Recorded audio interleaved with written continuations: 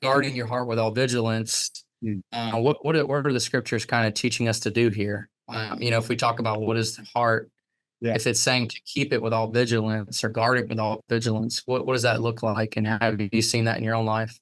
Yeah, I mean, I think that's very similar to Paul saying in, 2 Corinthians 10 to hold every thought captive to the obedience of Christ, or maybe even Peter writing, "Always be ready to give a defense for the hope that is within you, and, gentleness." Um, just realizing, like, the way of this world is to get along without God. That is what the world tries to lure us into. Why is everybody trying to find satisfaction in all the wrong places? Um, and our world is just so full of mantras and axioms along those lines. Um, you do you, and you only live once, so make it count, and life is short, and have a bucket list, and all of these ways to sort of almost trap us into thinking this life is all there is, so I better make the most of it. And nobody's going to look out for me like me. So look out for me, look out for number one.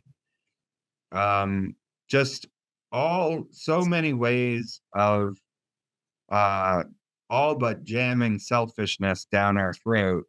And then the Lord God says, no, your greatest joy is going to be in others, and not just other people, but the eternally other God. So again, your greatest good is God Himself, and then through that God who is other, you come into loving relationships with neighbors and relatives and whatnot. So yeah, I think guarding the heart is just going through this life saying what appeals to my eyes isn't going to satisfy. What appeals to my uh, vanities, my greed, my desires for wealth and fame and prestige and accomplishment, those things are not going to satisfy. God will satisfy. And so I think in a sense what Bavinck is doing there is saying, like, the wonderful works of God that I'm attempting to write about, that's your way to guard your heart. Keep thinking on those things. Keep ascribing worth and worship to God who's worthy of your worship, and worthy of your ascribing him worth.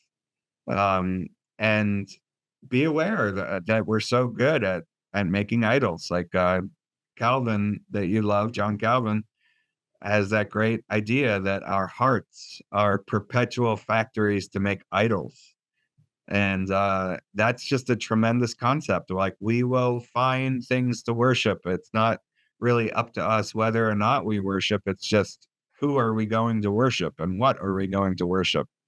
And so guarding the heart, I think, is another way of saying worship God for his wonderful works, or the way he started this chapter, continue to see God and God alone as your greatest good.